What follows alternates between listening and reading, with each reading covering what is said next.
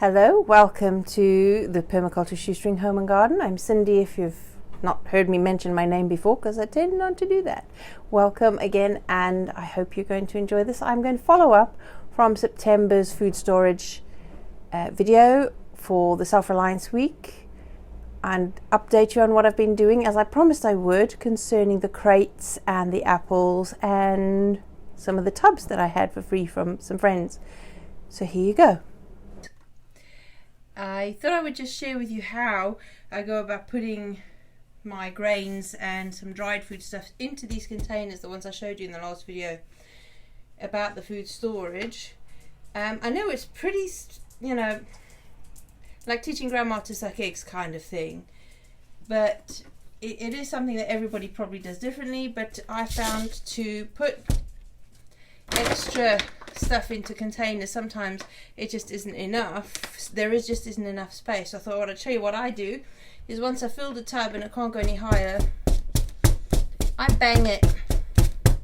That way it takes away air pockets inside the grains and gives you more space on top.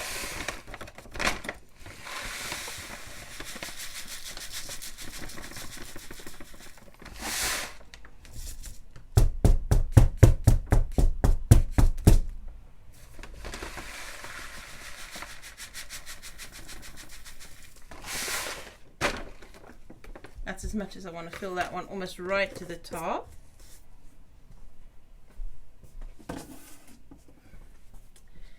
And it goes the same for all grains and flours.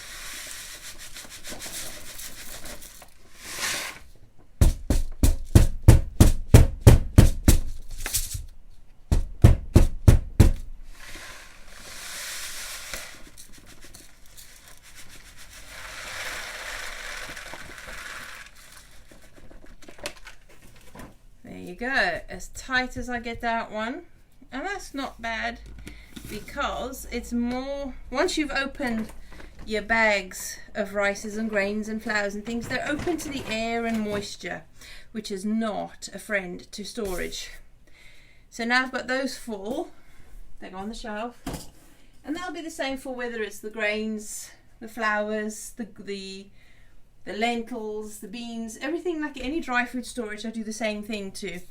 And in the kitchen I have a smaller jar for the same stuff, so that I don't have to keep coming to the store cupboard and using those big heavy things all the time.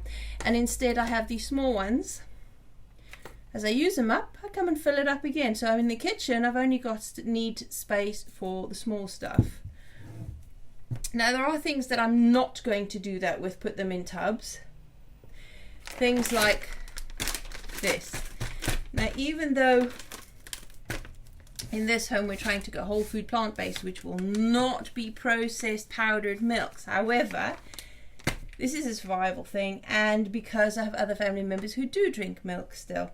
So I have here whole powdered milk, full fat milk. So that will not be opened until it is needed, because that is a sure way to get it to go rancid very quickly and go off.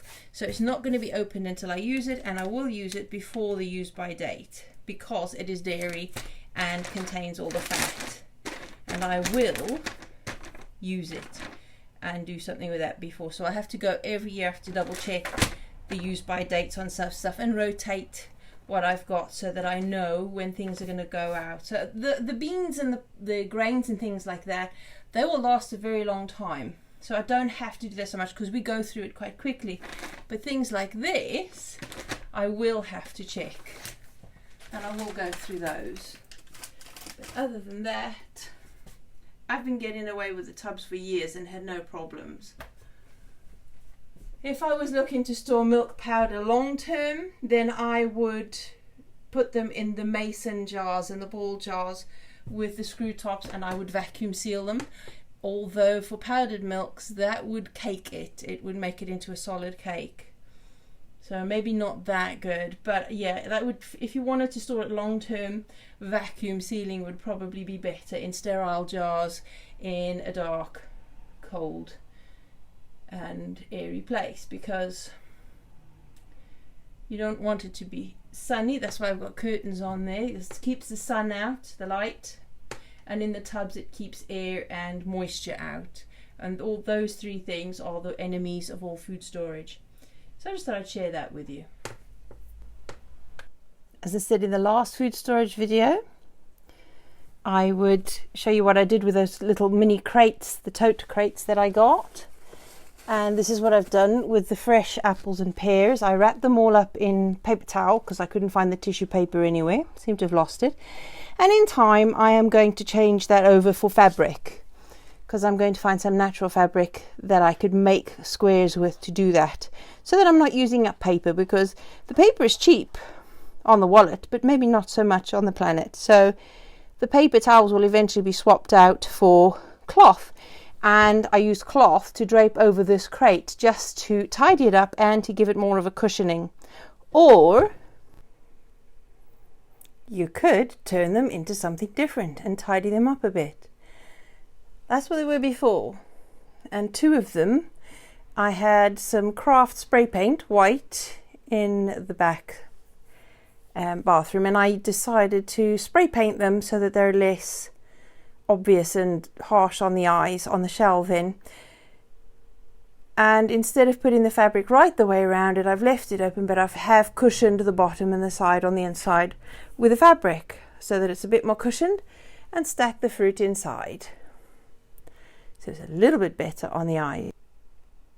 I think you'll agree that looks better than the other one with the fabric all the way around it. But either way, it's an option. If you don't have paint, there's always a solution. Like I said in the last video, where there's a will, there's a way.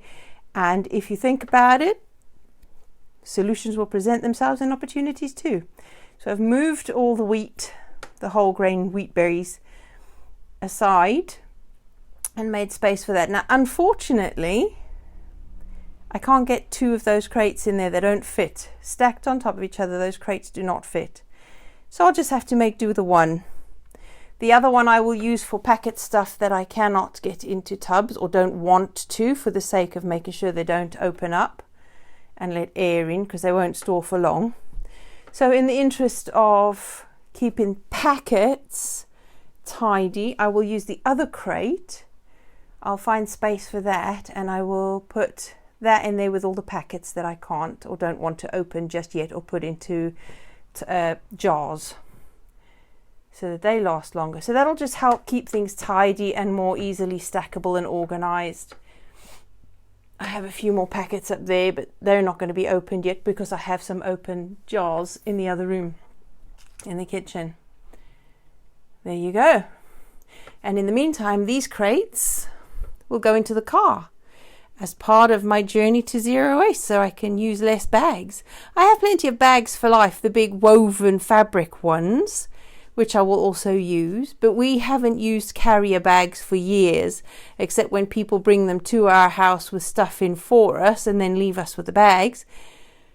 So we don't actually buy or use plastic bags, carrier bags ourselves anymore. And here in Wales, they've been taxing them for a good number of years already, so people pay for their carrier bags now. But I don't, pardon me. Sorry, still getting rid of this cold. But yes, those will be one step further on our zero waste journey and shopping without carrier bags, and make it easier to bring things home. And I'll keep them in the car in case I forget those woven bags when I go out, because sometimes I found myself out and thinking, oh goodness, I need to get something I've forgotten to get and I've got no bags in the car. Then I end up making sure that I have either a trolley if I'm getting a lot of stuff, or just use my arms, because it's only so much I can carry. And that also helps to save money, because if I can't fit it in my arms, I can't spend it. So that's another trick that I use. If I'm going in for one or two things, I make sure I don't have any bags at all, because there's only so much I can carry, and I refuse to buy bags. That's a money saving tip. Let alone a fruit, let alone a eco one. There you go. Storage and organizing sorted in a couple of moves. And there we have the two crates set on the shelves, doing their job, fitting nicely, and the top one, as I said, would be keeping the packets tidy. All sorted and done. go. So I hope you found that helpful, informative, and if you have any questions, please do put them in the comment section below. Don't forget to like and subscribe, to share, and I'll see you again next time. Bye-bye.